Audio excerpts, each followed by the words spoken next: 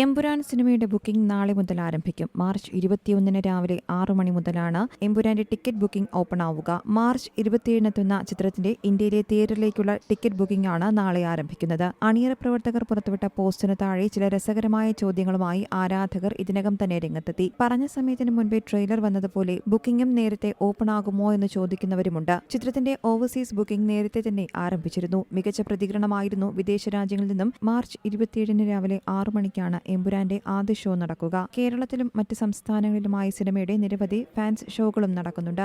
കേരളത്തിൽ മാത്രം 300-ലേറെ ഫാൻസ് ഷോയാണ് സംഘടിപ്പിക്കുന്നതെന്നാണ് റിപ്പോർട്ടുകൾ. ഇതിന്റെ ടിക്കറ്റുകൾ ഒരു മാസം മുൻപ് തന്നെ വിറ്റുതീർന്നുവെന്നും മോഹൻലാൽ ഫാൻസ് ഗ്രൂപ്പുകൾ അറിയിക്കുന്നു. കഴിഞ്ഞ അർദ്ധരാത്രി പുറത്തുവന്ന എമ്പുരാന്റെ ട്രെയിലർ ട്രെൻഡിംഗായി മാറുകയാണ്. വിഷ്വൽസ്, ദീപക് ദേവിന്റെ BGM, ഡയലോഗുകൾ വിവിധ രീതിയിലാണ് കയ്യടികൾ വാരിക്കൂട്ടുന്നത്. രജനീകാന്ത്, രാജമൌലി തുടങ്ങി വിവിധ ഇൻഡസ്ട്രികളിലെ പ്രമുഖർ ട്രെയിലറിനെ പുകഴ്ത്തി ഇതിനകം രംഗത്ത് വന്നിട്ടുണ്ട്. നേരത്തെ അറിയിച്ചതുപോലെ മോഹൻലാൽ ഫാൻസിന് ആഘോഷിക്കാനുള്ളതെല്ലാം ട്രെയിലറിലുണ്ട്. എന്നാൽ വീണ്ടും എവിടെയൊക്കെയോ നിഗൂഢതകൾ ബാക്കിവെച്ചാണ് ട്രെയിലറിന്റെ വരവ്. ഈ കണ്ടതൊന്നുമല്ല എമ്പുരാനിലെ കഥാപാത്രങ്ങളെന്നും ഇനിയും ക്യാമിയോകളുണ്ടെന്നുമാണ് ട്രെയിലർ നൽകുന്ന സൂചനയും.